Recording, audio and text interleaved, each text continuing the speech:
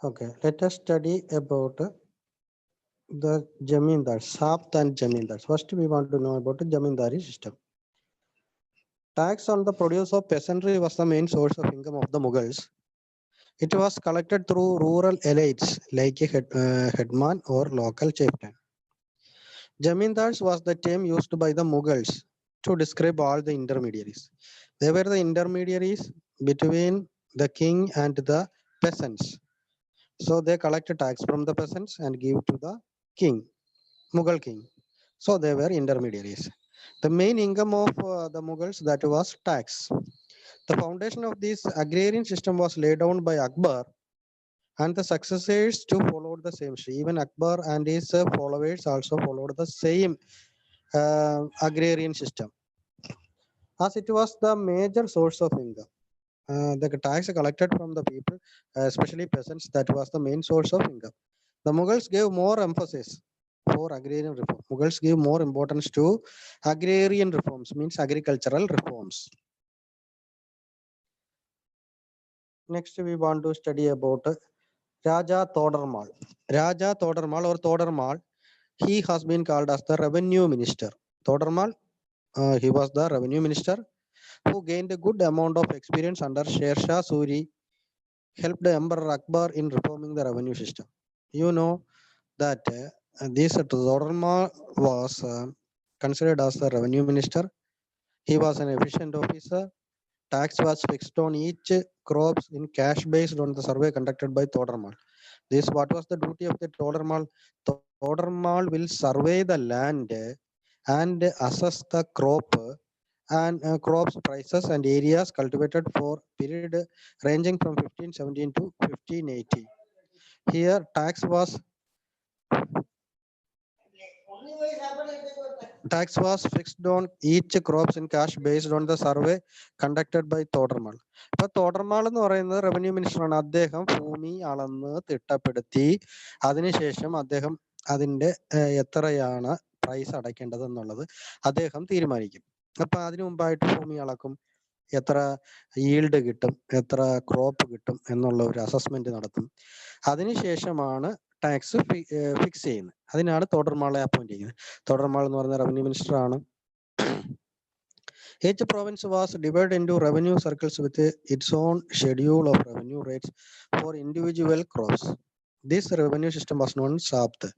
എന്താണ് സാപ്ത്? നമുക്കിപ്പം ജമീന്ദാർ എന്ന് പറയുന്ന ആരാന്ന് മനസ്സിലായി. ഇനി സാപ്ത് എന്താണെന്നാണ് ഇവിടെ പറയുന്നത്.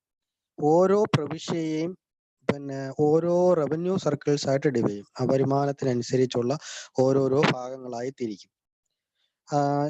അതിന്റെ അങ്ങനെ തിരിച്ചിട്ട് അതിന്റെ തുക നിശ്ചയിക്കും. റവന്യൂ റേറ്റ് നിശ്ചയിക്കും. ഓരോ വ്യക്തികളുടെയും ക്രോപ്സിന്റെ എത്ര രൂപയാകും എന്ന് അളന്ന് തിട്ടപ്പെടുത്തി അതിന് ഓരോ പ്രവിശ്യയും നിശ്ചയിക്കും. ഈ ഒരു സമ്പ്രദായത്തിനാണ് സാപ്ത് എന്ന് പറയുന്നത്. അതിനെന്തറിയപ്പെടുന്നു? സാപ്ത് എന്നറിയപ്പെടുന്നു. This revenue system was known as Zabt. Zabt എന്ന് പറഞ്ഞു കഴിഞ്ഞാൽ ഓരോ പ്രവിശ്യയെയും ഭാഗങ്ങളായി ഡിവൈഡ് ചെയ്തു, വരുമാനത്തിനനുസരിച്ച് ഡിവൈഡ് ചെയ്തതിനു ശേഷം ഒരു നിശ്ചിത തുക കൃത്യമായിട്ട് അതിന് പറയും. അതിനനുസരിച്ച് ഓരോ വ്യക്തികൾക്കും ആ ക്രോപ്സിനനുസരിച്ച് ഇത് അടയ്ക്കാൻ പറ്റും. ഈ ഒരു സമ്പ്രദായത്തിനെയാണ് റവന്യൂ സിസ്റ്റത്തിനെയാണ് നോൺ ആസ് സാപ്ത് എന്ന് പറയുന്നത്. അപ്പൊ സാപ്ത് എന്താണെന്ന് നിങ്ങൾ മനസ്സിലാക്കി. ജമീന്ദാർ എന്ന് പറയുന്ന ആരാണെന്ന് മനസ്സിലാക്കി.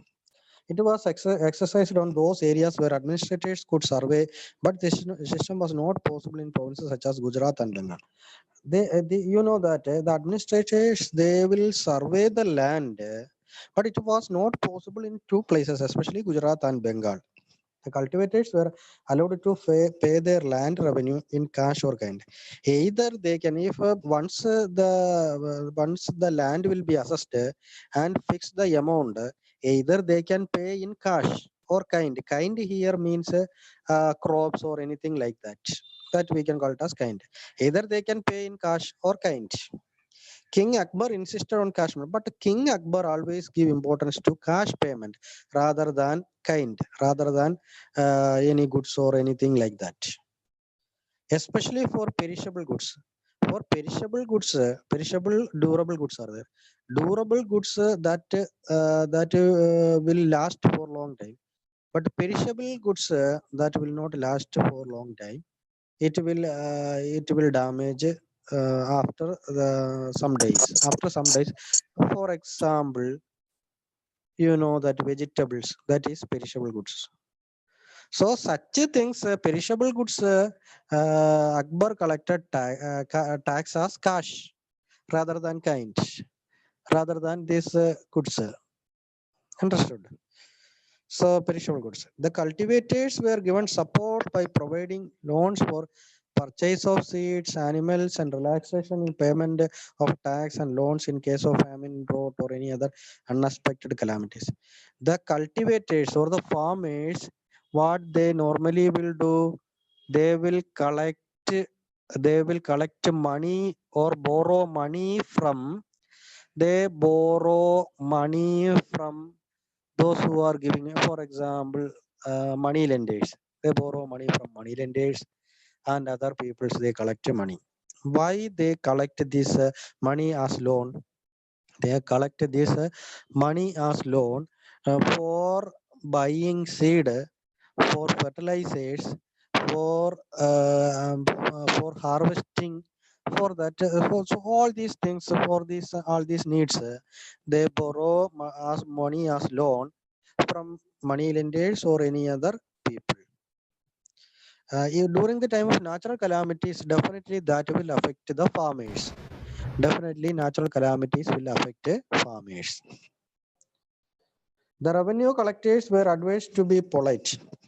This king always, especially Akbar, always give advice to these tax collectors that you should always behave well, polite to the peasants. Always be polite to the peasants. What is polite? To behave well and friendly with the cultivators, and always maintain friendliness with the cultivators rather than crude or rude behavior. Will not You will not behave rude behavior, but be polite and friendly with the cultivators and not to oppress them. Never oppress them. Never oppress them. Rather give more importance to cultivators and and use polite words and polite action. So this system helped in improving the financial position of the state and provide better living conditions for the people. In some areas, the exploitation of the in some areas, the exploitation of the jamindars led to rebellion against the authority. But normally they behave well. Already king gave proper advice to them, and they collect tax from the people, but they behave well and always have a friendly relationship with the farmers. But in some areas, the jamindars exploited poor peasants. That led to rebellion against the authority. That led to the rebellion against the authority. Why? Jamindars want to exploit the peasants. That is the reason led to rebellion against the authority. Revenue, how the government, the Mughal government get revenue from tax. Who are collecting tax? Jamindars. In Sapt or payment method. As payment method also, they can pay tax. In this Sapt system, that the land will be assessed, and after the assessment, they can pay in cash or kind. But perishable goods only collect cash.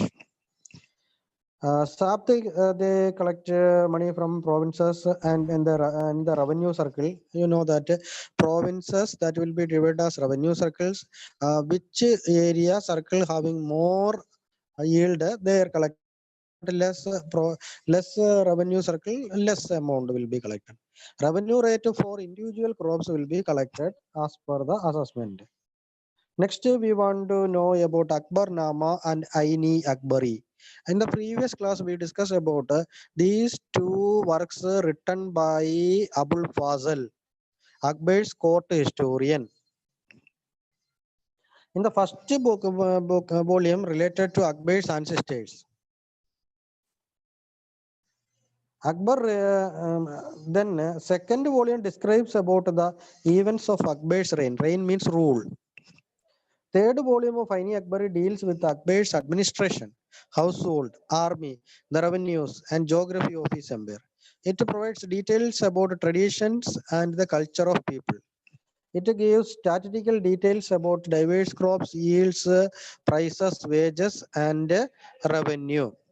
I hope that you understood about the Jamindari system, Sapt, then describes about the Akbar's Akbar how the Akbar describe tell to these tax collectors be polite and friendly with these peasants.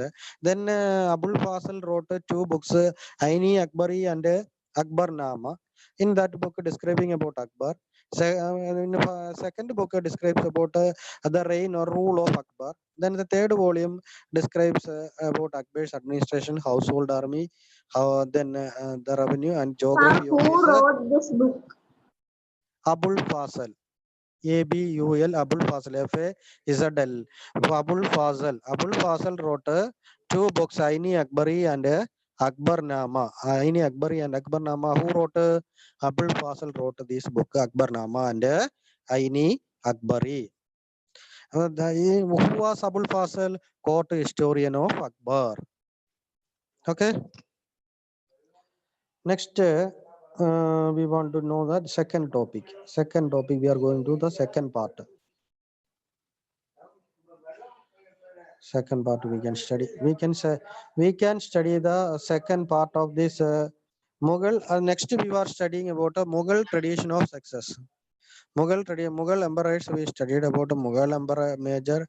Then we want to study. We can study about a Mughal tradition of success. I think that Sir, we have discussed. studied.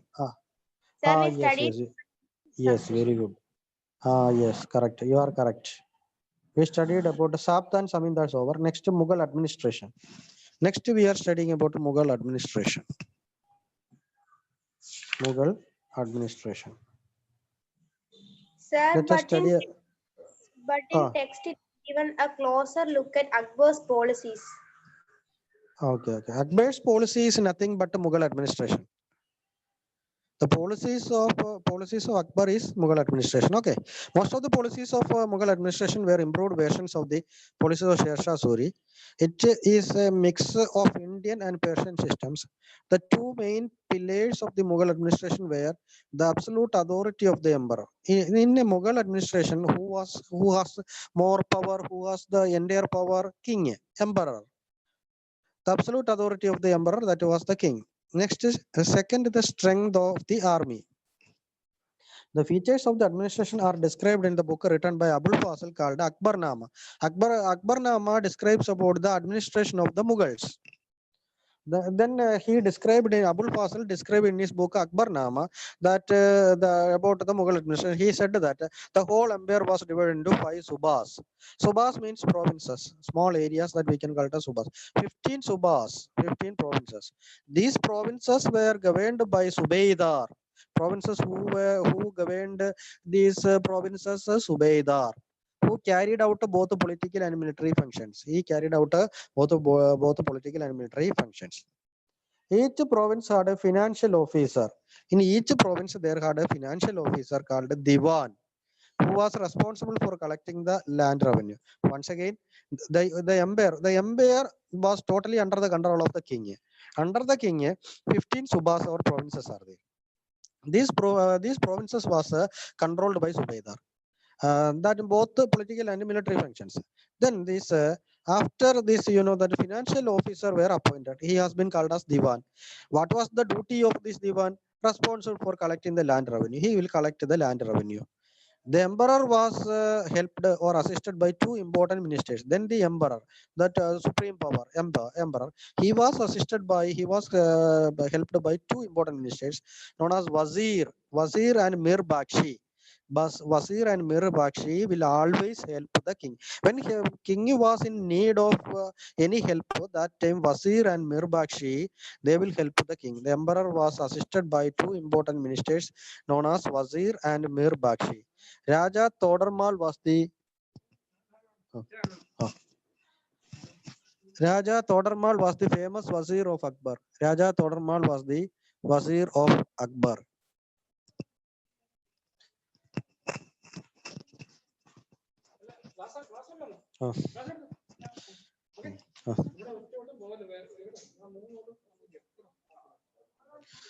Akbar was assisted by two important ministers known as the Wazir and the Mir Bakshi. Raja Todarmal was the famous Wazir of Akbar. Raja Todarmal was the famous Wazir of Akbar. You know that Akbar, he was the king. Akbar was the king. He had supreme power. Then after this, king was assisted by Wazir and Mir Bakshi. The king that was assisted by Wazir and Mir Bakshi. Raja Todarmal was the famous Wazir of Akbar. Who was the famous Wazir of? Who was the Raja Todarmal was the famous Wazir of Akbar. Mir Bakshi. Okay. Mir Bakshi was the paymaster general responsible for military affairs and administration of the army. Once again, king, supreme head. King was assisted by Wazir and Mir Bakshi. You know very well about Raja Todarmal. He was the finance minister. Was the famous Wazir of Akbar. Akbar's reign, this Raja Todarmal became the Wazir. Then Mir Bakshi was the paymaster general. He was responsible for military affairs and administration of the army. Administration and military matters that was given responsible by this Mir Bakshi. So Wazir, he was Raja Todarmal. In the matters of, especially in the finance matters. One finance minister, otherwise we can say one finance minister, another one military leader. One finance minister and one military leader. Wazir and Mir Bakshi helped the king. The judicial department was managed by the officer in charge known as Qazi. The judicial department that was managed by officer in charge known as Qazi. Then military paymaster, that Bakshi. The minister in charge of religious and charitable patronage, that is Sadar. Military commanders, Faujidars. And town police commander, Kotwal. Supported the Zubaydar in the maintenance of peace. So, you know that Akbar maintained many officers for the smooth running of the administrations. Two officers, Wazir and Mir Bakshi. Wazir and Mir Bakshi were the two members that is helping the king. One is revenue minister, another one is military leader. Then judicial and other department, that is Qazi. Then military department, the paymaster, that Bakshi. Minister in charge of religious and charitable patronage, that is Zadar. Military commanders, that is Faujidar. Town police commander, that is called Kotwal, supported the Zubaydar in the maintenance of peace. Next, once again, you can understand that the emperor supreme head. Under emperor, many ministers are there. Sadar is there under emperor. Then ministers, two ministers that are helping the king. Who were the two ministers? Wazir and Mir Bakshi. Wazir and Mir Bakshi were the ministers that helping the king. Akbar's nobles were loyal and had large armies and access to high amounts of revenue, but later it was weakened by nobles' self-interest. Akbar's nobles and loyal had a large armies and access to high amounts of revenue, but later it was weakened by nobles' self-interest. At Ibadat Khana, you know that Ibadat Khana was the seminar hall. Ibadat Khana. That was seminar hall. All these meeting that will be held in this Ibadat Khana. One very big room is there. That is, we can call a big seminar hall. In these seminar halls, everybody will be admitted. All religious sections of the people, they can come there and they can discuss the religious matters. So if Hindus, Muslims, Christians, Brahmins, Zoroastrians, all religious sections of the people, they can come to Ibadat Khana for the discussion. അപ്പൊ അക്ബർ എത്ര നല്ല മനുഷ്യനാണെന്ന് ആലോചിച്ചേക്കണം. ഞാൻ അതാ പറഞ്ഞത്, അക്ബറിന്റെ കാലഘട്ടത്തിലാണ് സെക്കുലാറിസം നിലനിന്നത്. മതസൗഹാർദ്ദം നിലനിന്ന ഒരു കാലഘട്ടം അക്ബറിന്. അദ്ദേഹം ഒരു മുസ്ലിം റൂളർ ആയിരുന്നെങ്കിലും അദ്ദേഹം എന്തിന് പ്രാധാന്യം നൽകി? അദ്ദേഹം പ്രാധാന്യം നൽകിയത് എന്തിനായിരുന്നു? സെക്കുലാറിസം. അതായത് എല്ലാ മതങ്ങളെയും തുല്യമായി കണ്ട ഒരു മഹാനായ രാജാവായിരുന്നു അക്ബർ എന്ന് പറയുന്നത്. അപ്പൊ അദ്ദേഹം എല്ലാ സൊറാഷ്ട്രനിസം അങ്ങനെ പല പല മതത്തിൽപ്പെട്ട ആൾക്കാരെ അദ്ദേഹം ഒരു ഹാളിൽ, ഇബാദത്ത് ഖാന എന്ന് പറഞ്ഞൊരു ഹാളിലേക്ക് ക്ഷണിച്ചു. അപ്പൊ എല്ലാവർക്കും ആ ഇബാദത്ത് ഖാനയിൽ വരാം. ഇബാദത്ത് ഖാനയിൽ വന്നതിന് ശേഷം അവർക്ക് മതപരമായ ചർച്ചകൾ നടത്താം. അവരുടെ ആശയങ്ങൾ അവിടെ വെച്ച് അക്ബറിനോട് അറിയിക്കാം. അക്ബറും അതിന് ഭയങ്കര താല്പര്യമാണ് അക്ബറിന്. അതിനാണ് അദ്ദേഹം ഇബാദത്ത് ഖാന വെച്ചത്. അപ്പൊ എല്ലാ മതവിഭാഗത്തിൽപ്പെട്ട ആൾക്കാർക്കും വരുവാനും അവരുടെ റിലീജിയസ് ഐഡിയാസ് അവർക്ക് അങ്ങോട്ടും ഇങ്ങോട്ടും ഡിസ്കസ് ചെയ്യുവാനും ഒക്കെ ഉള്ള ഒരു വേദി ആരൊരുക്കി? അക്ബർ ഒരുക്കി. ഒരു മുസ്ലിം റൂളർ ഇങ്ങനെ ചെയ്യുന്നതല്ല. പക്ഷെ Akbar entirely different from other rulers. മറ്റു റൂളേഴ്സ് നിന്ന് തികച്ചും വ്യത്യസ്തനായ ഒരു വ്യക്തിയായിരുന്നു അക്ബർ. അതുകൊണ്ടാണ് ഇത് സാധ്യമായത്. ഇപ്പൊ ഇബാദത്ത് ഖാന എന്താണ്? Seminar hall. സോ ഉലൈമ എന്ന് പറയുന്നത് നിങ്ങൾക്കറിയാം, മുസ്ലിങ്ങളുടെ മതപുരോഹിതനെയാണ് ഉലൈമ എന്ന് പറയുന്നത്. ബ്രാഹ്മണന്മാരുടെ പ്രീസ്റ്റ് ഉണ്ട്. ജെസ്യൂട്ട് എന്ന് പറഞ്ഞ പുരോഹിതന്മാരുണ്ട്. അവർ യഥാർത്ഥത്തിൽ റോമൻ കത്തോലിക്ക വിഭാഗത്തിൽപ്പെട്ടവരാണ്. സൊറാഷ്ട്രനിസ് എന്ന് പറയുന്ന പിന്നെ ഒരു മതമുണ്ട്. സൊറാഷ്ട്രനിസ് സെന്റ് അവസ്ഥ എന്ന് പറയുന്നതാണ് അവരുടെ ഹോളി ബുക്ക് എന്ന് പറയുന്നത്. അപ്പൊ സൊറാഷ്ട്രനിസ് എന്ന് പറഞ്ഞ ഒരു റിലിജൻ ഉണ്ട്. അതിൽപ്പെട്ട ആൾക്കാർക്ക് അവിടെ കൂടാം. അപ്പൊ അക്ബർ എന്ന് പറഞ്ഞാൽ കീൻ ഇൻട്രസ്റ്റ് ഓൺ റിലിജൻ, മതപരമായിട്ടുള്ള പിന്നെ താല്പര്യമുള്ള വ്യക്തിയായിരുന്നു. Social customs of other peoples, മറ്റുള്ളവരുടെ സാമൂഹികപരമായിട്ടുള്ള ആചാരങ്ങളെ പിന്നെ അദ്ദേഹം അംഗീകരിച്ചിരുന്നു. ആരംഗീകരിച്ചിരുന്നു? അക്ബർ അംഗീകരിച്ചിരുന്നു. അക്ബർ എല്ലാവരും ഒരു ഹാർമോണിയൽ റിലേഷൻഷിപ്പാണ് നടപ്പിലായിരുന്നത് അക്ബറിന്റെ കാലഘട്ടത്തിൽ. എന്നാൽ ഈ ഔറംഗസേബിന്റെ കാലഘട്ടത്തിൽ എത്തിയപ്പോഴത്തേന് സംഗതി മൊത്തം തെറ്റി. ഔറംഗസേബ് അക്ബറിന്റെ പോളിസിക്ക് രീതിയിലായിരുന്നില്ല. ഔറംഗസേബ് വളരെ പയസ് മുസ്ലിം ആയിരുന്നു. എന്താണ് പയസ്? അടിയുറച്ച മുസ്ലിം വിശ്വാസിയായിരുന്നു. ആര്? ഔറംഗസേബ്. അതുകൊണ്ട് എന്താ സംഭവിച്ചെന്ന് പറഞ്ഞാൽ അദ്ദേഹത്തിന് അമ്പലങ്ങളൊക്കെ അദ്ദേഹം തകർക്കുകയൊക്കെ ചെയ്തു. അദ്ദേഹത്തിന് മറ്റു മതവിഭാഗങ്ങളോട് ദേഷ്യം തോന്നിയൊക്കെ ചെയ്തു. കാരണം എന്താണെന്ന് അറിയാം,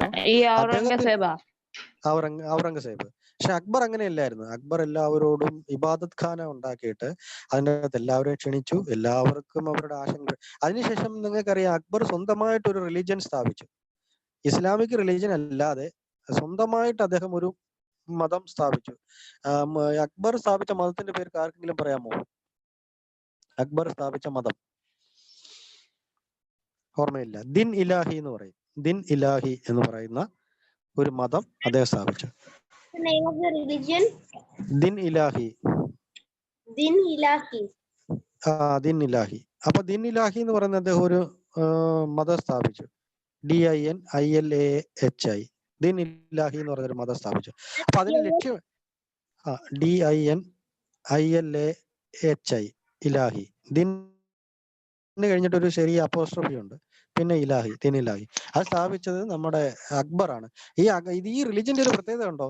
ഈ റിലിജൻ എല്ലാ മതങ്ങളുടെയും നല്ല വശങ്ങളെ എടുത്തുകൊണ്ടാണ് റിലിജൻ സ്ഥാപിച്ചത്. അപ്പൊ സൊറാഷ്ട്രൻസിന്റെ ഐഡിയ ഉണ്ട്, ക്രിസ്ത്യൻസിന്റെ ഐഡിയാസ് ഉണ്ട്, ബ്രാഹ്മിൺസിന്റെ ഉണ്ട്, ജെസ്യൂട്ടിന്റെ ഉണ്ട്, ഉലൈമ അതായത് മുസ്ലിം റിലീജിയസ് സെക്ഷൻസിന്റെ ഉണ്ട്. അപ്പൊ എല്ലാ മതങ്ങളുടെയും നല്ല അംശങ്ങളെ ചേർത്തെടുത്തുകൊണ്ട് അദ്ദേഹം ഒരു മതസൗഹാർദ്ദപരമായിട്ടുള്ള ഒരു മതം സ്ഥാപിച്ചു. അതിന്റെ പേരാണ് ദിൻ ഇലാഹി. The religious discussion often led to disharmony among different scholars. Therefore, it led Akbar to the idea of Sul-i-Khul. അപ്പോൾ സുൽ-ഐ-ഖുൽ അദ്ദേഹം പറയുന്നത്, ഈ ലോകത്തിന് എന്താണ് വേണ്ടത്? സുൽ-ഐ-ഖുൽ ആണ് നമുക്ക് വേണ്ടത്. അപ്പൊ അപ്പൊ എന്തിനാണ് ഇദ്ദേഹം എല്ലാവരെയും വിളിച്ച്, ഇബാദത്ത് ഖാനെ വിളിച്ചിട്ട് എല്ലാവരെയും വിളിച്ച് ഡിസ്കഷൻ നടത്തിയത്? അദ്ദേഹത്തിന്റെ ലക്ഷ്യം സുൽ-ഐ-ഖുൽ ആണ്. എന്താണ് സുൽ-ഐ-ഖുൽ? യൂണിവേഴ്സൽ പീസ്, ആഗോള സമാധാനമാണ് വേണ്ടത്. എല്ലാ മതങ്ങളും സൗഹാർദ്ദപരമായിട്ട് സമാധാനപരമായിട്ട് ജീവിക്കണം എന്നുള്ള ഒരു ആശയമായിരുന്നു ആര് കൊണ്ടുവന്നത്? അക്ബർ കൊണ്ടുവന്നത്. അദ്ദേഹത്തിന്റെ ആശയം യൂണിവേഴ്സൽ പീസ് അല്ലെങ്കിൽ സുൽ-ഐ-ഖുൽ ആയിരുന്നു അദ്ദേഹത്തിന്റെ ആശയം എന്ന് പറയുന്നത്. The idea of tolerance, എല്ലാവരോടും സഹിഷ്ണുതയോടെ പെരുമാറുക. Did not discriminate between people of different religions. മറ്റു മതങ്ങളിലുള്ളവരോ വേർതിരിക്കുവാൻ പാടില്ല. It mainly focused on ethics. ഇതിന് പ്രാധാന്യം മതപരമായിട്ടുള്ള സമാധാനപരമായിട്ടുള്ള കാര്യങ്ങൾ, പ്രത്യേകിച്ച് ഓണസ്റ്റി, സത്യസന്ധത, ജസ്റ്റിസ്, നീതി, പീസ്, സമാധാനം. സർ ഈ അക്ബർ മരിച്ചത് ആരെങ്കിലും കൊന്നതാണോ അതോ വയസ്സായി മരിച്ചതാണോ?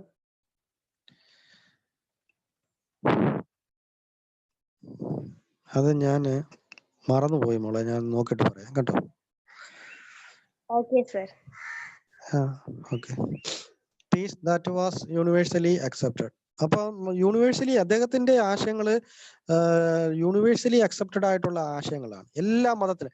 ഏതെങ്കിലും മതം പറയുമോ നീതിപരമായി പെരുമാറലെന്ന് ഏതെങ്കിലും മതം പറയും? എല്ലാ മതങ്ങളും, ഹിന്ദു മതമായാലും ക്രിസ്ത്യൻ മതമായാലും ഇസ്ലാമിക് മതമായാലും സൊറാസ്ട്രിയനിസമായാലും ജൈനിസമായാലും ബുദ്ധിസം എല്ലാം പറയുന്നത് എന്താണ്? നീതിപരമായിട്ട് നല്ലതായിട്ട് ജീവിക്കണം, നീതിയായിട്ട് ജീവിക്കണം. എല്ലാ മതങ്ങളും എന്താണ് പറയുന്നത്? സമാധാനപരമായിട്ട് ജീവിക്കണം. എല്ലാ മതങ്ങളും എന്താണ് പറയുന്നത്? സത്യസന്ധത. എല്ലാ മതങ്ങളും അതല്ലേ പറയുന്നത്. ഏതെങ്കിലും മതം പറയുമോ സത്യസന്ധമായിട്ട് ജീവിക്കില്ലെന്ന് പറയുമോ? ഇല്ല. എല്ലാ മതങ്ങളും പഠിപ്പിക്കുന്നതിന്റെ ആശയങ്ങളെല്ലാം, അതിന്റെ എല്ലാ മതങ്ങളുടെ ആശയങ്ങൾ വെച്ചിട്ട് അദ്ദേഹം ഒരു എത്തിക്സ് കൊണ്ടുവന്നു. അദ്ദേഹത്തിന്റെ എത്തിക്സ് അനുസരിച്ച് ഓണസ്റ്റി, ജസ്റ്റിസ്, പീസ്, അത് ലോകമായിട്ട് അംഗീകരിച്ചിട്ടുള്ള കാര്യങ്ങളാണ്. Akbar framed a vision of governance around this concept of Sulh-i-kul with the help of Abul Fazl. Abul ഫാസിലുമായിട്ട്, കോർട്ട് ഹിസ്റ്റോറിയനായ അബുൾ ഫാസിലുമായിട്ട് ചേർന്നിട്ടാണ് അത് എങ്ങനെ ഇത് ഭരിക്കണം, എങ്ങനെ മുന്നോട്ട് കൊണ്ടുപോകണം എന്നൊക്കെ അദ്ദേഹം ചർച്ച ചെയ്തത് അദ്ദേഹത്തിന്റെ കോർട്ട് ഹിസ്റ്ററിനായ അബുൾ ഫാസിലുമായിട്ട് ചേർന്നിട്ടാണ്. എങ്ങനെ യൂണിവേഴ്സൽ പീസ്, സുലൈഖുൽ എങ്ങനെ മുന്നോട്ട് കൊണ്ടുപോകണം. Sulh-i-kul was also followed by Jahangir and Shahjahan. ഷാജഹാനും ജഹാംഗീറും യൂണിവേഴ്സൽ പീസ് ആണ് പിന്തുടർന്നത്. ഷാജഹാന്റെ കാലഘട്ടം വരെ ഉള്ളൂ. ഷാജഹാന്റെ കാലഘട്ടം കഴിഞ്ഞതിന് ശേഷം പാവ അച്ഛനെ പിടിച്ച് ജയിലിട്ടതിന് ശേഷം ഔറംഗസേബ് കയറി. ഔറംഗസേബ് കയറിയതോടുകൂടി ക്രൂരന്മാരായിരുന്നു. ഔറംഗസേബ് ഭയങ്കര ക്രൂരനായിരുന്നു. ഹിന്ദു മതം എന്ന് പറയുന്നത് അദ്ദേഹത്തിന് വെറുപ്പായിരുന്നു. അദ്ദേഹം ഒത്തിരി ടെമ്പിൾസ് അദ്ദേഹം ഡിമോളിഷ് ചെയ്തു ഔറംഗസേബിന്റെ കാലഘട്ടത്തിൽ. അതേസമയം ഷാജഹാൻ അങ്ങനെ ആയിരുന്നില്ല, ജഹാംഗീർ അങ്ങനെ ആയിരുന്നില്ല. നമ്മുടെ അക്ബർ ആണ് ഇത് തുടക്കം ഇട്ടത് എല്ലാവരോടും മതപരമായിട്ട്.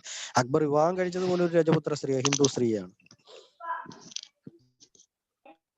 സുബ നെക്സ്റ്റ് നമുക്ക് പഠിക്കാം. സഭ നിങ്ങൾക്കറിയാം, സഭ എന്ന് പറഞ്ഞ അസംബ്ലിയാണ്. അപ്പൊ സുബ എന്ന് പറയുന്നത് രണ്ട് പേരെയാണ് ഇതിനെ അപ്പോയിന്റ് ചെയ്തിരിക്കുന്നത്, സുബൈദാറും ദിവാനും. അപ്പൊ സുബൈദാറിന്റെ ജോലി എന്താണ്? സിവിൽ മിലിറ്ററി പവേഴ്സ് ഒക്കെ നോക്കുന്നത് സുബൈദാർ. പട്ടാളത്തിലൊക്കെ നമ്മൾ കണ്ടിട്ടില്ലേ സുബൈദാർ എന്നൊക്കെ, ഹവീൽദാർ, സുബൈൽദാർ എന്നൊക്കെ ഉണ്ട്. സുബൈദാർ എന്ന് പറയുന്നത് സിവിൽ ആൻഡ് മിലിറ്ററി പവേഴ്സ്. ദിവാന്റെ ജോലി എന്താണ്? ലാൻഡ് റവന്യൂ കളക്ട് ചെയ്യുക, അത് ദിവാന്റെ ജോലി. ഇനി നമുക്ക് പഠിക്കാനുള്ളത് പർഗാന മീൻസ് സ്മാൾ പ്രോവിൻസസിനെയാണ് പർഗാന എന്ന് പറയുന്നത്. അതിന്റെ അപ്പോയിന്റ് ചെയ്ത അതിന്റെ ഉദ്യോഗസ്ഥനെ ഫൗജിദാർ എന്നറിയപ്പെടുന്നു. ആ ഫൗജിദാറിന്റെ ജോലി എന്താണ്? എവിടെയെങ്കിലും റിവോൾട്ട് വല്ലതും ഉണ്ടാകുന്ന അതിനെ അടിച്ചമർത്തുക, കള്ളന്മാരെയും കൊള്ളക്കാരന്മാരെയും പിടിക്കുക, to help other provincial official, മറ്റ് ഉള്ളവരുടെ സഹായത്തോട് പ്രൊവിൻഷ്യൽ ഓഫീഷ്യൽസുമായിട്ട് ചേർന്നുകൊണ്ട് പ്രവർത്തിക്കുക. ഇതൊക്കെ ഫൗജിദാറിന്റെ, പർഗാനയിലെ ഫൗജിദാറിന്റെ ജോലിയാണ്.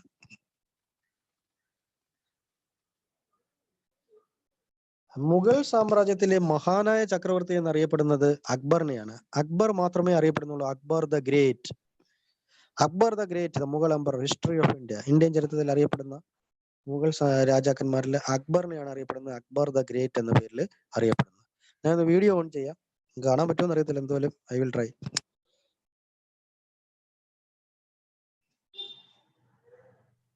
സർ, ഈ മുഗൾ ഡൈനാസ്റ്റിയിൽ ഈ അക്ബറും ബാബറും അല്ലേ സർ ഏറ്റവും ശക്തനായതും നല്ല രാജാക്കന്മാരിൽ ഒരാൾ? ഏറ്റവും ശക്തനും ഏറ്റവും നല്ല വ്യക്തിത്വത്തിനുടമയും അക്ബർ തന്നെയായിരുന്നു. ബാബർ കുഴപ്പമില്ലായിരുന്നു. എന്നാൽ ഏറ്റവും കൂടുതൽ പ്രശ്നക്കാരൻ ഔറംഗസേബ് ആയിരുന്നു. ഔറംഗസേബ് മറ്റുള്ളവരോടും അത് വളരെ പയസ്സായതുകൊണ്ട് മറ്റുള്ളവരോട് സൗഹാർദ്ദപരമായിട്ട് ഇടപെട്ടില്ല. അദ്ദേഹം സുൽഹൈഖുലിലൊന്നും വിശ്വസിച്ചില്ല.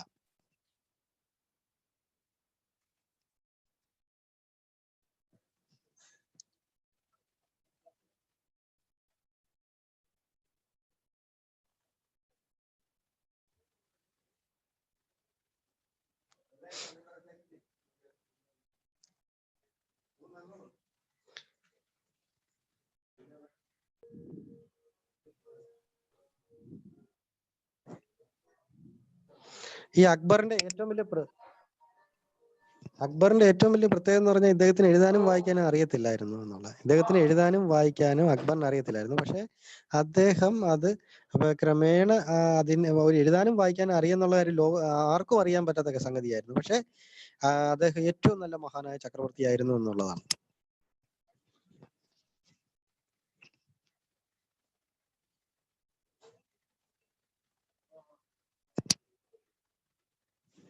പതിമൂന്നാമത്തെ വയസ്സിലാണ് അക്ബർ അധികാരത്തിലെത്തുന്നത്, അച്ഛന്റെ മരണത്തിന് ശേഷം. അക്ബർ 13-ാമത്തെ വയസ്സിൽ അധികാരത്തിലെത്തുമ്പോൾ അദ്ദേഹത്തിനെ നോക്കാൻ ഒരു ഗാർഡിയൻ ഉണ്ടായിരുന്നു. നമുക്കറിയാം കൊച്ചു കുഞ്ഞുങ്ങളുണ്ടെങ്കിൽ ഗാർഡിയൻ വരും. അപ്പൊ അദ്ദേഹത്തിന്റെ ഗാർഡിയൻ ആയിരുന്നു ബൈറാം ഖാൻ. ബൈറാം ഖാൻ ആയിരുന്നു അക്ബറിന്റെ കാര്യങ്ങളൊക്കെ നോക്കിയിരുന്നത്.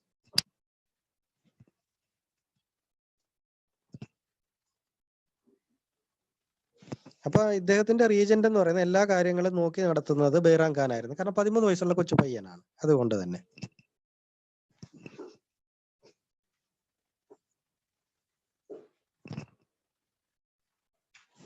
പലപ്പോഴും ബൈറാം ഖാൻ അക്ബറിന്റെ ബൈറാം ഖാൻ അക്ബറിനെ മുൻനിർത്തിക്കൊണ്ട് പല യുദ്ധങ്ങളും നയിച്ചിട്ടുണ്ട്. പ്രത്യേകിച്ച് ഹെമുവിനെ ആക്രമിച്ചപ്പോൾ. ഹെമു ഒരു ശത്രുവായിരുന്നു മുഗൾസിന്റെ. ആ ഹെമുവിനെ ആക്രമിക്കാൻ വേണ്ടി പോയ സമയത്ത് ബൈറാം ഖാനാണ് പോയത്. പക്ഷെ അക്ബറിന്റെ സാന്നിധ്യത്തിലാണ്.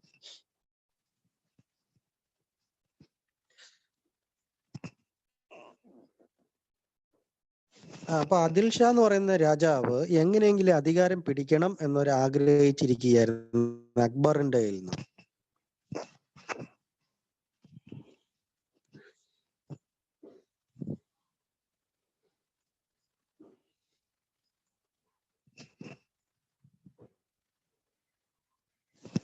സെക്കൻഡ് ബാറ്റിൽ ഓഫ് പാനിപ്പട്ടില് അദ്ദേഹം ഇവർക്കെതിരെ തിരിഞ്ഞു.